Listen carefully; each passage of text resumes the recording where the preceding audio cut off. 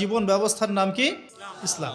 ইসলাম শব্দের অর্থ কি? আমরা বলি শান্তি। সত্যিকার অর্থে ইসলাম শব্দের অর্থ হচ্ছে আত্মসমর্পণ করা। কি করা? আত্মসমর্পণ করা। যে ব্যক্তি আত্মসমর্পণ করে, যে ব্যক্তি ইসলাম পরিপূর্ণরূপে পালন করে, তাকে আমরা বলি মুসলিম। যে ব্যক্তি ইসলাম পরিপূর্ণরূপে পালন করে তাকে আমরা বলি মুসলিম। যেমন এই মুসলিম শব্দের সাথে যে নবীর নাম জড়িত সেটা হলো, তিনি হলেন ইব্রাহিম আলাইহিস সালাম। সূরা হজ পড়ে দেখবেন, হুয়া সাম্মাকুমুল মুসলিমিন, তিনি তো আমাদের নাম দিয়েছেন মুসলিম, এই জাতির নাম দিয়েছেন। তিনি আমাদের জাতির পিতা, মুসলিম জাতির পিতা।